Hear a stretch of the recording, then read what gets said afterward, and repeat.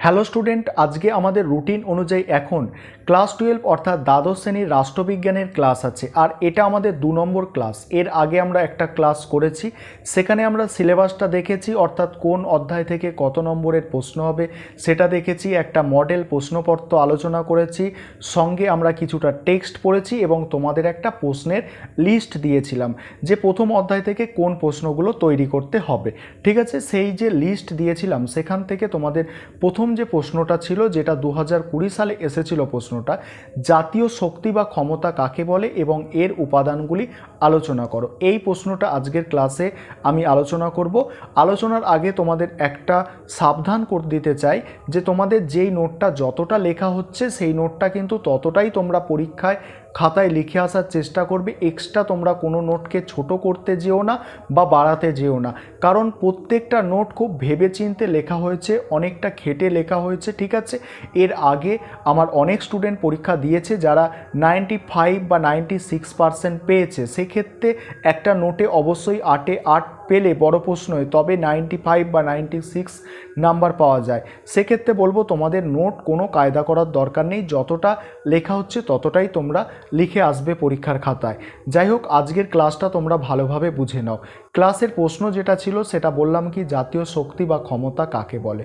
এবারে আমরা প্রথমে বুঝে নিই যে ক্ষমতা মানে কি। ক্ষমতা মানে কি, তোমরা বা তুমি কারোর ওপরে মানে তাকে নিয়ন্ত্রণ করার চেষ্টা করছো, সেটা মানসিকভাবে হোক, সেটা বল প্রয়োগ করে হোক, নিয়ন্ত্রণ করার যে চেষ্টা করছো সেইটাকে বলে কি, সাধারণভাবে আমরা বুঝি ক্ষমতা। এইভাবে কোনো রাষ্ট্র যখন অপর রাষ্ট্রকে নিয়ন্ত্রণ করার চেষ্টা করে, সেটা যেভাবেই হোক, সেটাকে বলা হয় সাধারণভাবে ক্ষমতা। এবারে তোমাদের আগের ক্লাসেও বলেছি যে রাষ্ট্রবিজ্ঞানের ক্ষেত্রে কোনো একটা জিনিসের সংজ্ঞা, অর্থাৎ কোনো একটা বিষয়ের ওপর সংজ্ঞা বিভিন্ন রাষ্ট্রবিজ্ঞানী বিভিন্ন দিক থেকে দিয়েছে, সেটা আমরা বুঝে নেব। এবং সঙ্গে আমরা কি বলছি যে এই জাতীয় শক্তি বা ক্ষমতার উপাদান মানে কি, একটা রাষ্ট্রের পক্ষে কোন কোন উপাদানগুলো থাকলে জাতীয় শক্তি বা ক্ষমতার দিক থেকে সে ঠিক ভালো জায়গায় থাকবে, অর্থাৎ তার ক্ষমতাটা যথাযথ থাকবে। যেমন আমি নোটটার মধ্যে আলোচনা করেছি ভৌগোলিক উপাদান মানে কি, তার অবস্থান, আয়তন। ঠিক আছে, এইগুলো। অবস্থান মানে কি, সেই রাষ্ট্রটা কোথায় অবস্থান করছে। ঠিক আছে, 3 দিক মানে রাষ্ট্রের সীমানার ওপারে কি আছে। কোনো রাষ্ট্রের যদি ওপারে একদিকে সমুদ্র থাকে, একদিকে পাহাড় থাকে, বা আরেকদিকে কোনো কিছু থাকে, তাহলে অন্য রাষ্ট্রের পক্ষে একটা রাষ্ট্রকে আক্রমণ করা কিন্তু কষ্টসাধ্য।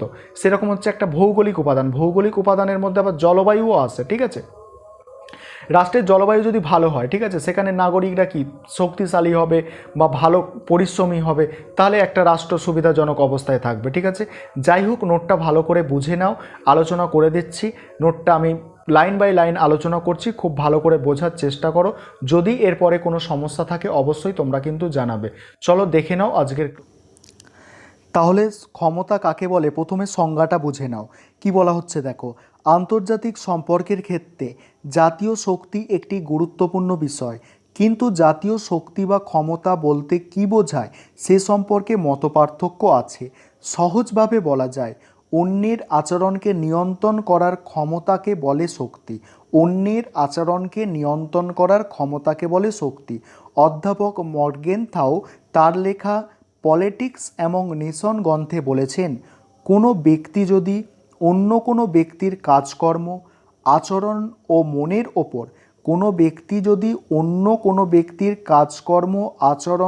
মনের ওপর প্রভাব বিস্তার করে, তখন বলা যাবে সেই ব্যক্তির শক্তি বা ক্ষমতা আছে। একইভাবে কোনো রাষ্ট্র বা জাতি যদি অন্য রাষ্ট্রের কাজকর্মকে প্রভাবিত করে, তবে সেই ক্ষমতার নাম জাতীয় শক্তি। এবারে দেখো, কেউ কেউ বলেছেন মনের ওপর নয়, আচরণের ওপর প্রভাব বিস্তারের নাম শক্তি। কারণ মনের ওপর প্রভাব বিস্তারের প্রমাণ সব সময় পাওয়া যায় না। কিন্তু অধ্যাপক ফ্রাঙ্কেল বলেছেন, অপরের মন ও কার্যাবলীকে নিয়ন্ত্রণ করার সামর্থ্য হলো শক্তি। তখন সেই ক্ষমতাকে বলা যাবে জাতীয় শক্তি। এক্ষেত্রে প্রশ্ন জাগে, অপরকে নিয়ন্ত্রণ করার ক্ষেত্রে বল প্রয়োগ করা যাবে কি না। অধ্যাপক পামার ও পারকিন্স তাদের লেখা ইন্টারন্যাশনাল রিলেশন গ্রন্থে বলেছেন, স্বাভাবিকভাবে যদি অন্যকে নিয়ন্ত্রণ করা না যায় তাহলে প্রয়োজনে বল প্রয়োগ করতে হবে। স্বাভাবিকভাবে যদি অন্যকে নিয়ন্ত্রণ করা না যায় তাহলে প্রয়োজনে বল প্রয়োগ করতে হবে। এবার কি বলা হচ্ছে দেখো, তবে শক্তি মানেই বল প্রয়োগ নয়, কারণ বল প্রয়োগ ছাড়া বিভিন্ন ধরনের সাহায্যে বা মতাদর্শ দিয়ে অন্যকে নিয়ন্ত্রণ করা যায়।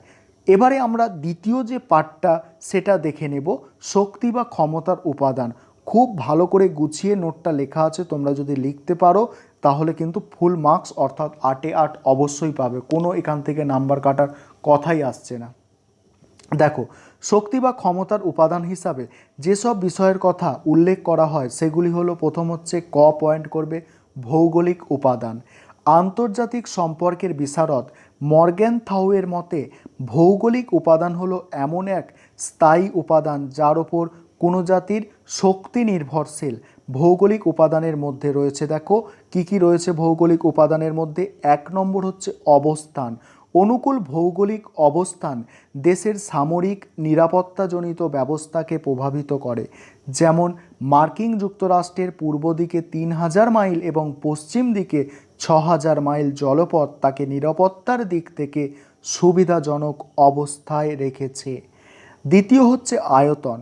আয়তনে কি বলা হচ্ছে, ভূভাগের বিশাল আয়তন সামরিক দিক থেকে সুবিধাজনক অবস্থার সৃষ্টি করে বলে মনে করা হয়। তারপরে আছে ভূপ্রকৃতি। যাতায়াত ও যোগাযোগ ব্যবস্থা ভূপ্রকৃতির ওপর নির্ভরশীল। পরের পয়েন্ট আছে জলবায়ু। জলবায়ু কি বলা হচ্ছে দেখো, জলবায়ু মানুষের কর্মক্ষমতা নির্ধারণ করে, জাতীয় শক্তিকে প্রভাবিত করে। কর্মক্ষমতাকে নির্ধারণ করে জাতীয় শক্তিকে কি করে, প্রভাবিত করে। আন্তর্জাতিক সম্পর্কের বিশেষজ্ঞদের মতে নাতিশীতোষ্ণ অঞ্চল কোনো দেশের বৃহৎ শক্তিরূপে আত্মপ্রকাশের পক্ষে সহায়ক। তার এটা আমরা কি দেখলাম, 1 নম্বর পয়েন্ট ভৌগোলিক উপাদানের মধ্যে এতটা কিছু দেখলাম। তারপরে 2 নম্বর পয়েন্ট দেখো খ। তোমরা কিন্তু এরকম ক খ করেই পয়েন্ট দেবে, এরও একটা যুক্তি আছে, যাই হোক তোমরা ক খ করে এরকম পয়েন্ট দেবে। খ পয়েন্ট আছে জনসংখ্যা। এটা বুঝে নাও, জনসংখ্যা জাতীয় শক্তির একটি উপাদান। দক্ষ ও পরিশ্রমী মানুষ বেশি থাকলে সেই দেশের জাতীয় সম্পদ বাড়বে এবং প্রতিরক্ষা ব্যবস্থা শক্তিশালী হবে। অধ্যাপক মর্গেনথাউ বলেছেন, জাতীয় শক্তি যতগুলি উপাদান আছে সবগুলি যদি থাকে কিন্তু জনসংখ্যার যদি ঘাটতি থাকে তবে দেশের শক্তি বৃদ্ধি পাবার সম্ভাবনা খুব কম। তবে আবার জনসংখ্যা যেমন প্রয়োজন তেমনি অতিরিক্ত জনসংখ্যা অর্থনৈতিক অবনমন ডেকে আনে। বেশি জনসংখ্যা থাকলে সেটা আবার অর্থনীতির পক্ষে ক্ষতিকর। নেক্সট পয়েন্ট কি আছে দেখো, প্রাকৃতিক সম্পদ। এক্ষেত্রে কি বলা হচ্ছে, আধুনিক বিশ্বে কোনো দেশকে শক্তিশালী দেশ হিসাবে আত্মপ্রকাশ করতে গেলে তাকে অতি অবশ্যই প্রাকৃতিক সম্পদে সমৃদ্ধ হতে হবে। আধুনিক প্রতিরক্ষা ব্যবস্থায় উচ্চমানের ইস্পাত, খনিজ তেল, ইউরেনিয়াম গুরুত্বপূর্ণ খনিজ অত্যন্ত প্রয়োজন। প্রাকৃতিক সম্পদ হিসাবে কৃষিজ দ্রব্য ও খাদ্যশস্য ও একটি গুরুত্বপূর্ণ ভূমিকা রয়েছে। এবারে আছে অর্থনৈতিক সামর্থ্য। এক্ষেত্রে কি বলা হচ্ছে দেখো, অর্থনৈতিক সামর্থ্য ছাড়া কোনো দেশের পক্ষে জাতীয় শক্তিতে সমৃদ্ধ হওয়া সম্ভব নয়। বর্তমান বিশ্বে শিল্প উন্নত দেশগুলি এই কারণে জাতীয় শক্তির দিক থেকে সুবিধাজনক অবস্থায় রয়েছে, কারণ অর্থনৈতিক সমৃদ্ধি না হলে কোনো দেশের পক্ষে প্রাকৃতিক সম্পদ ও মানব সম্পদের সৎভাবে ব্যবহার করা সম্ভব নয়। মার্কিন যুক্তরাষ্ট্রের অর্থনৈতিক ক্ষেত্রে উন্নত বলে আন্তর্জাতিক ক্ষেত্রে নিজের প্রাধান্যকে প্রতিষ্ঠা করতে সফল হয়েছে। নেক্সট পয়েন্ট হচ্ছে সামরিক ব্যবস্থা। এক্ষেত্রে কি বলা হচ্ছে, বর্তমানে আন্তর্জাতিক পরিস্থিতিতে শক্তিশালী সামরিক ব্যবস্থা না থাকলে কোনো দেশের পক্ষে আন্তর্জাতিক ক্ষেত্রে নিজেকে প্রতিষ্ঠা করা সম্ভব নয়। একটি দেশের সামরিক শক্তি কেবলমাত্র গতানুগতিক স্থলবাহিনী, নৌবাহিনী ও বিমান বাহিনীর ওপর নির্ভর করে না। পারমাণবিক বোমা, অন্তর্দেশীয় ক্ষেপণাস্ত্র ও অন্যান্য শক্তিশালী মারণাস্ত্রের ওপর একটি দেশের সামরিক শক্তি নির্ভর করে। তারপরে আছে দেখো সরকারের প্রকৃতি। এক্ষেত্রে কি বলা হচ্ছে দেখো, মর্গেনথাউয়ের মতে একটি উৎকৃষ্ট সরকার ছাড়া পররাষ্ট্রনীতির সার্থক রূপায়ণ সম্ভব নয়। সরকারের প্রকৃতির ওপরে জাতীয় ও আন্তর্জাতিক ক্ষেত্রে রাষ্ট্রের ভূমিকা নির্ভর করে। পরের পয়েন্ট আছে দেখো, দেশপ্রেম। দেশের প্রতি ভালোবাসা বা জাতীয়তা বোধ জাতির শক্তি বৃদ্ধিতে সাহায্য করে। দ্বিতীয় বিশ্বযুদ্ধের সময় জাপান ও জার্মানি বিধ্বস্ত হয়ে গিয়েছিল, কিন্তু জাতীয়তা বোধের কারণে তারা আবার ঘুরে দাঁড়িয়েছে। এবারে মূল্যায়নটা দেখে নাও। সুতরাং দেখা যাচ্ছে যে জাতীয় শক্তির বিভিন্ন উপাদান আছে, তবে কোনো একটির ওপর জাতীয় শক্তি পুরোপুরি নির্ভর করে না, অনেকগুলির ওপর কাজ করে।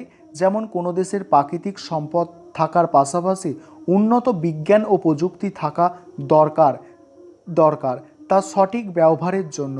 তাই অধ্যাপক হার্টম্যান বলেছেন বিভিন্ন উপাদান পরস্পরের সঙ্গে সম্পর্কযুক্ত।